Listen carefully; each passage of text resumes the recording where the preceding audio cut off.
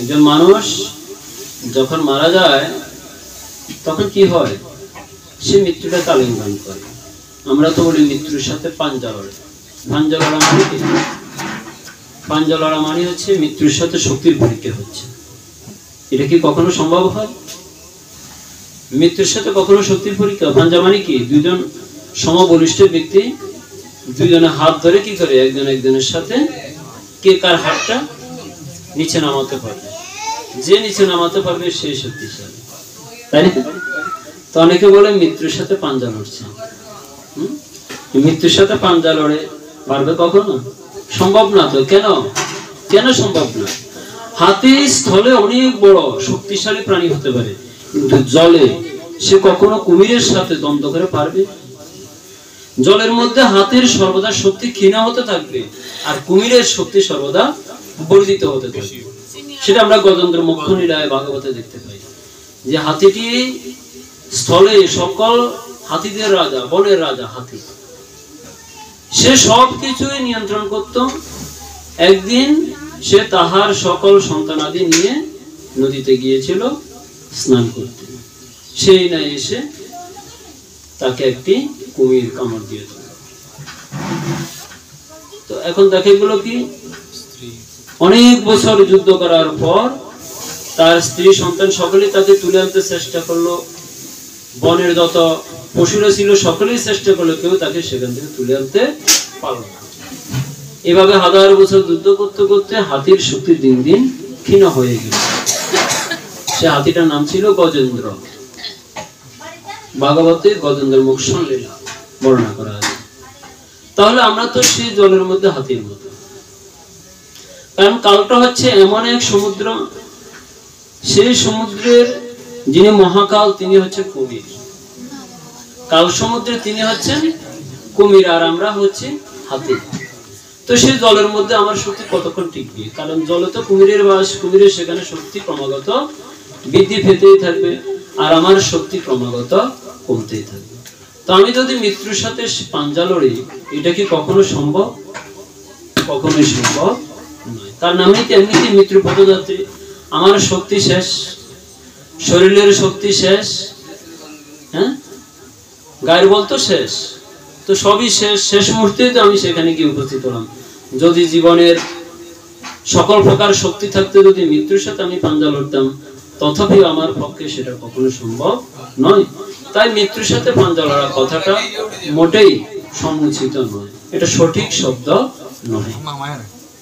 তাহলে আমরা সবাই মৃত্যুর পথে যাচ্ছি। মৃত্যুকে আলিঙ্গন করব কিভাবে? শাস্ত্র বলছেন, সাধন করো, ভজন করো, মরতে জানলেই হয়। মৃত্যুর সময় সেটা প্রমাণ হবে আমি কতটুকু ভজন করেছিলাম, কতটুকু সাধন করেছিলাম।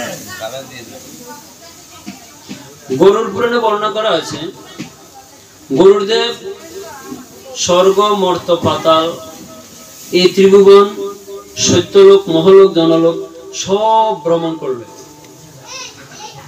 সব ভ্রমণ করে তিনি দেখলেন কোথাও কোনো সুখ নেই, শান্তি নেই।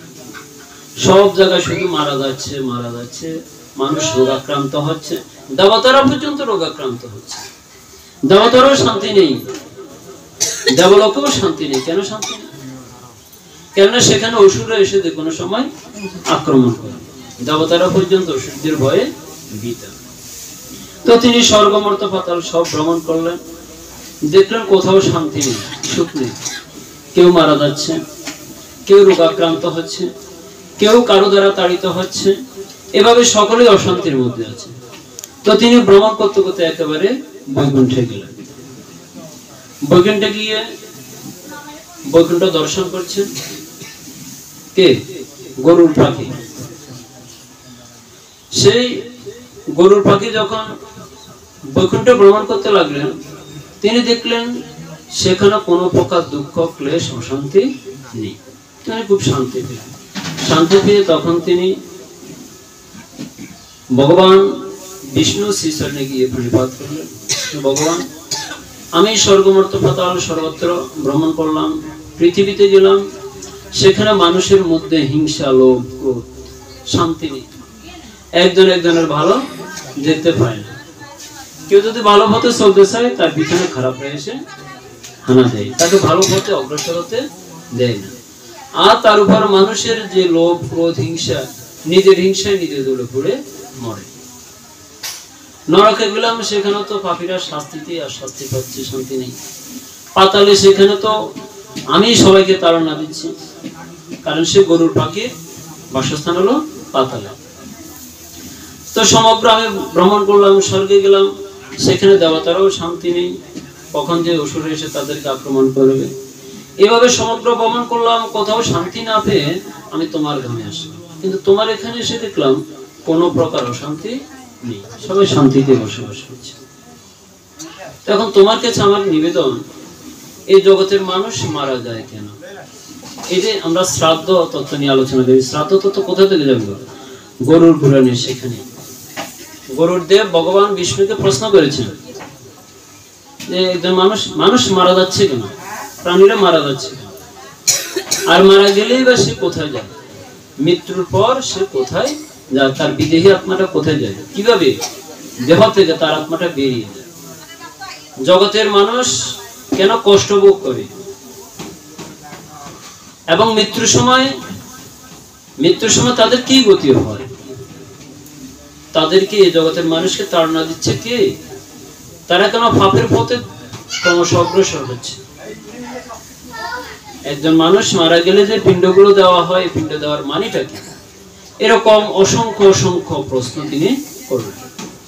তখন ভগবান বিষ্ণু এক এক করে উত্তর দিতে লাগলেন, এক এক করে সবগুলোর উত্তর দিতে লাগলেন। গরুর পুরাণে বর্ণনা করা আছে যে একজন মানুষ যখন মারা যায়, মৃত্যুর পূর্বে কি করা হয়? সে কোনো না কোনো ভাবে যে কোনো একটি রোগ অথবা অবসাদগ্রস্ত হয়। যে কোনো একটা উসুল্লা লাগে মৃত্যু, উসুল্লা ছাড়া কখনো মৃত্যু হয় না। যেমন মনে করুন, কোন একজন ব্যক্তি খুবই সুস্থ, খুব ভালো, হঠাৎ রাতে তার বুকে ব্যথা শুরু হয়। প্রতিদিনই তো প্রায় বুকে ব্যথা, কিন্তু ওই দিন এমন ভাবে বুকে ব্যথা শুরু হলো, তিনি হয়তো একটু জল খেলেন, ব্যথা আরো বেড়ে গেল, তিনি হঠাৎ করে হার্ট ফেল করে মারা গেলেন। এখন সবাই বললো, তিনি যদি জলটা না খেতেন তাহলে বোধহয় বুকের ছাপটা বাড়তো না, তিনি হয়তো মারা যাবেন না। এটা ভুল কথা। গরুর পুরাণে ভগবান বলছেন না, এটা ভুল কথা। কেন কথা ভুল কথা কেন বলছেন? না, যখনই তার মৃত্যু হবে, তার মৃত্যু নিশ্চিত, সে সময় কোনো না কোনো একটা সমস্যা সৃষ্টি হবে। ওই সমস্যার মধ্যে দিয়ে তার দেহ থেকে আত্মাটা বেরিয়ে যাবে।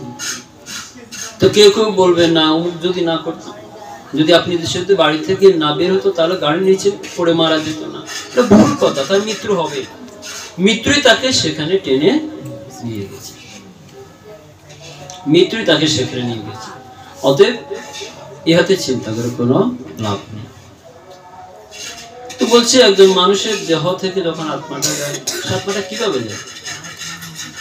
বলছে, যারা এই জগতের মানুষ তো অধিকাংশই ভোগী, অধিকাংশ মানুষই যারা ভক্ত, তাদের মধ্যেও ভোগের বাসনা আছে। আমরা যারা প্রসাদ পাচ্ছি একেবারে মহান কিছু হয়ে গেছি, এমনটা কিছু নয়। গরুর পুরাণে এত সুন্দর ব্যাখ্যা দেওয়া আছে যে জগতের মানুষ কৃষ্ণমুখী হলো, তাদের মধ্যে ভোগের বাসনা থেকে যায়। আর যতদিন পর্যন্ত তাদের হৃদয় থেকে ভোগের বাসনা দূরীভূত না হবে, ততদিন পর্যন্ত তারা আমার ধামে কখনো আসতে পারবে না। তো প্রসাদী হলে একটু স্বাদের প্রয়োজন, জিহ্বার স্বাদ। তো শাস্ত্রে বলা হচ্ছে, জিহ্বার লালস হয় যে ইতিউতি ধায়, শিষ্ণদর পরায়ণ কৃষ্ণ নাহি পায়। জিহ্বার লালস। আচ্ছা, নিরামিষ রান্না হচ্ছে, ভগবানের ভোগ, যদি একটু তেল বেশি না আছে তাহলে কি স্বাদ লাগে? কেউ খাবে না। জিহ্বার স্বাদ, এই লোভটা যতদিন থাকবে, ভোগের বাসনা ততদিন আমার থেকে যাবে না। আর সাধন ভজন করেও কোনো লাভ হবে না, লোভ তো আমার রয়ে গেছে। তাই বৃন্দাবনের বাবা দিদি দেখবেন, কি খাচ্ছে, কি ঘুমাচ্ছে, কি চলছে, কি বস্ত্র পরছে, কোনো দিকে তাদের কোনো এত ভালো খেয়াল নেই। শুধুমাত্র সারাদিন বৃন্দাবনের বিনোদ বাবা, উনি ওনার ভজন স্থলিতে প্রবেশ করেন, ভজন করেন, অনেক ভক্ত বসে থাকে তাকে প্রণাম করার জন্য। তিনি কি করেন? তিনি তাহার বদন, যখন আজকের বদনটা কিছুটা হলো, তিনি বেরিয়ে এসে সবাইকে প্রণাম করে আবার ঢুকে যায়, কেউ তাকে প্রণাম করতে পারে না। আরে বাবা আমার নিজেরই তো কিছুই নেই, তোদেরকে কি দেব। এই যে ওনাদের যে নিষ্কামতা, ওনারা সারাদিন হয়তো একবার আহার করে, তাও এত স্বাদের আহার নয়, কিন্তু তাদের দেহ কি হৃষ্টপুষ্ট, তাই না? তাই একান্তভাবে যদি ভগবত চরণে আশ্রয় নেওয়া যায়, এই জগতের কোনো বিষয়ের প্রতি, বস্তুর প্রতি ভোগ বাসনা মানুষের থাকে না। অনন্য চিন্তয়ন্ত মান, যে ভগবান গীতায় বলছে অনন্য চিন্তে যে আমার উপাসনা করে, অনন্য চিন্তে যে আমার উপাসনা করে, তার জড় জগতের প্রতি কোনো ভোগ বাসনা থাকে না। অতএব যদি কেউ আমার পথে উন্মুখ হয়, কিন্তু তার মধ্যে যদি ভোগ বাসনা থাকে, তথাপি যম দেবতা তাহাকে তাড়ন করে। কারণ তার এই যে আমাদের মধ্যে কি আছে, আমাদের দেহ, আমরা কি কায় মনোবাক্য বলি না? কায় অর্থ কি? দেহ, মন এবং বাক্য। এই তিনটির কারণে আমাদের যে অপরাধ হয়, এই কারণে তিনজন যমদূত এসে আমাদেরকে নিয়ে যায়। যমদূত এসে কতজন? মৃত্যুর পর তিনজন। তিনজন যমদূত এসে আমাকে নিয়ে যায়। আমাকে নিয়ে কোথায় যায়? আমাকে নিয়ে যমালয়ে নিয়ে যাবে। তো যমালয়ে কিভাবে নিবে, এ বিষয়ে গরুর পুরাণে খুব সুন্দর ব্যাখ্যা দেওয়া আছে। একজন মানুষ যখন মারা যায়, তখন মৃত্যুর পর তার একটি দেহ গঠিত হয়, এটাকে বলা হয় আতিবাহিক দেহ। আতিবাহিক মানে কি? আতি শব্দের অর্থ হচ্ছে ইন্দ্রিয়, ইন্দ্রিয় সমূহ, ইন্দ্রিয় সমূহ, আর বাহিক অর্থ হইল বহন করে। তাহলে আতিবাহিক মানে হচ্ছে অতি ইন্দ্রিয় বহন করে। একটা হচ্ছে ইন্দ্রিয়, আর একটা হচ্ছে অতি ইন্দ্রিয়। ইন্দ্রিয় মানে কি? চক্ষু, কর্ণ, নাসিকা, জিহ্বা, ত্বক, বাক, পানি, পাদ, বায়ু, উপস্থ, এগুলো হচ্ছে ইন্দ্রিয়। আর অতি ইন্দ্রিয় মানে কি? অতি ইন্দ্রিয় হচ্ছে মন, বুদ্ধি, অহংকার, এটাকে বলা হয় অতীন্দ্রিয়। শাস্ত্রে, আমাদের শাস্ত্রে বলা হচ্ছে দেহ তিন প্রকার। কয় প্রকার? তিন প্রকার। একটা হলো স্থূল দেহ, একটা সূক্ষ্ম দেহ, আর একটি হলো কারণ দেহ। স্থূল দেহ, সূক্ষ্ম দেহ এবং কারণ দেহ। স্থূল দেহ হচ্ছে আমাদের রক্ত মাংসের শরীর, রক্ত মাংসের শরীরটা হচ্ছে স্থূল দেহ। তো যখন এই দেহ থেকে প্রাণ অর্থাৎ আত্মাটা বেরিয়ে যায়, এই স্থূল দেহ তখন নিষ্ক্রিয় হয়ে যায়। এই দেহটাকে আমরা সৎকার করে ফেলি। আর যখন সৎকার করে ফেলি, তখন আমাদের যে মন, বুদ্ধি, আমাদের যে আত্মাটা থেকে যায়, সে আত্মাটা আরেকটি দেহ প্রাপ্ত হয়। কারণ দেহ ব্যতীত আত্মা কখনো গমনাগমন করবে না। তো আত্মার সাথে সে মন, বুদ্ধি এবং অহংকার, এই তিনটি থেকে যায়। সেই তিনটি এই বিষয়বস্তুকে নিয়ে যে আত্মাটা প্রবাহিত হয়, এটাকে বলা হয় সূক্ষ্ম দেহ। আর কারণ দেহ মানে কি? কারণ দেহ হচ্ছে আমাদের পূর্ব জন্মার্জিত যে কর্মফল, পূর্ব জন্মার্জিত আমাদের যে বাসনা, কামনা, বাসনা, সেগুলো নিয়ে আরেকটি দেহ গঠিত, সেটাকে বলা হয় কারণ দেহ। ওই কারণ দেহ আমার পূর্ব জন্মার্জিত পাপ, পুণ্য, বাসনা, কামনা আছে, সবগুলোকে নিয়েই প্রবাহিত হয়, এটাকে বলা হয় কারণ দেহ। তো মৃত্যুর পর যখন আমাকে একটি দেহ দেওয়া হয়, এটাকে বলা হয় আতিবাহিক দেহ। এই আতিবাহিক দেহ গঠন করে নিতে হয়। মৃত্যুর পর 10টি পিণ্ড দেওয়া হয়, এটাকে বলা হয় পুরক পিণ্ড। সেই 10 পিণ্ডের মধ্য দিয়ে আমার পুরো দেহ গঠিত হয়। 10 দিনে 10টি পিণ্ড দেওয়া হয়, আমার দেহ গঠিত হয়। ওই দেহকে বলা হয় আতিবাহিক দেহ। আত্মা ওই আতিবাহিক দেহকে আশ্রয় করে যমালয়ে গমন করবে। কোন দিন থেকে? যেদিন তাহার অশ্বসন্তা দ্বিতীয়ান্নে শ্রাদ্ধ সম্পন্ন হবে। শ্রাদ্ধের পরদিন অর্থাৎ 13 দিন থেকে, মাঝখানে একদিন যাবে, 12 দিন, 13 দিন থেকে সে যমালয়ের দিকে গমন করবে, সে আতিবাহিক দেহটাকে নিয়ে। আর যখন আতিবাহিক দেহটাকে নিয়ে যমালয়ের দিকে গমন করবে, তখন গমন পথে সেখানে 16টা নগরী পড়ে। একটা দুইটা নগরী নয়, গমন করতে করতে সেখানে যেতে যেতে তার 1 বছর লেগে যাবে। আমাদের দিনমানে 1 বছর, আর দেবতাদের দিনমানে 1 দিন। আমাদের 1 বছর, দেবতাদের 1 দিন। 1 দিন অর্থাৎ 16টা পুর সে গমন করবে। তো মৃত্যুর সময়, মৃত্যুর পরে যখন শ্রাদ্ধ দান করা হবে, শাস্ত্র বলছে যখন তার শ্রাদ্ধ হবে, শ্রাদ্ধে দান করা হবে, সে দানগুলোর পুণ্য প্রভাবে সে কিছু সুখ পাবে, শান্তি পাবে। শ্রাদ্ধে যে দানগুলো করা হবে সে সেখান থেকে কিছু শান্তি পাবে। যে 16টা পুর হবে অত্যন্ত ভয়ঙ্কর কণ্টকাকীর্ণ পথে, উঁচু নিচু পথে, ভয়াল পথে তাকে টেনে হিঁচড়ে নিয়ে যাওয়া হবে। তাকে সম্মান দেওয়া হবে না, কোনো সম্মানও দেওয়া হবে না, কোনো প্রকার সুখও দেওয়া হবে না। যখন সে একটা নগরীতে আসবে, গাছের ছায়া পাবে, সেখানে একটু বিশ্রাম নিতে চাইবে, কিন্তু সে ভয়ার্দ্র মানে ভয়ঙ্কর সে যমদূতগণ তাকে সেখানে বসতে দিবে না, স্বস্তিতে দাঁড়াতেও দিবে না। কাকে কাকে দিবে না? মৃত্যুর পর যে ব্যক্তি যিনি অন্যায় কর্ম করেছেন, পাপ কর্ম করেছেন তাকে, যিনি নির্লোভী, যাহার বাক নিয়ন্ত্রণে আছে, কথা নিয়ন্ত্রণে আছে, যিনি কথা দ্বারা অন্যকে আঘাত করেন নাই, যিনি কর্ম দ্বারা অন্যকে আঘাত করেন নাই, যমদূতগণ তার সাথে এমন আচরণ করবেন না।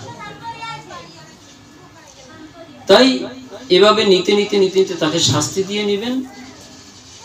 এবং বৈতরণী বলা হয়, গরুর পুরাণে বলা হচ্ছে কৃষ্ণ বর্ণা গাভীকে বৈতরণী বলা হয়। কৃষ্ণ বর্ণা গাভী বা যাকে আমরা গরু বলি, এই বৈতরণী যার দেওয়া হবে, তখন সে জমালয়ের চারপাশে একটি নদী আছে, এটাকে বলা হয় বৈতরণী নদী। তো সেই বৈতরণী নদী কেন বলা হয়? কারণ কৃষ্ণ বর্ণা গাভী, যে গাভী প্রদান করা হবে সে গাভীর পুণ্য প্রভাবে সে বৈতরণী নদীটা পার হবে। তাহলে সে বৈতরণী নদী তো হচ্ছে তপ্ত জল, অত্যন্ত গরম। সে জলে যদি কেউ পড়ে, সে পুড়ে একেবারেই ভস্ম হবে না, কিন্তু জলে, গরম জলে যেমন পোড়া গেলে যেমন যাতনা, সে যাতনাটা সে বোধ করবে, কিন্তু সে মরবেও না, পড়বেও না, সে শুধু যাতনা ভোগ করবে। কারণ ওই দেহটা তো স্থূল দেহ নয়, আমাদের এই দেহের মতো স্থূল দেহ নহে যে এখানে আগুন লাগলে ফোসকা পড়ে যাবে। ফোসকা পড়ার দেহ নয় এটা, যে কেটে দিলে রক্ত বের হবে। সে যাতনা বোধ করবে, কিন্তু পড়বেও না, সে মরবেও না, কিন্তু পোড়ার যাতনা বোধ করবে। কাটা গেলে কাটার যাতনা বোধ করবে। কাটার যদি আমাদেরকে শুল দেওয়া হয় তাহার যাতনা বোধ করবে, কিন্তু সে মরবেও না। এভাবেই তাহার জীবন চলতে থাকবে।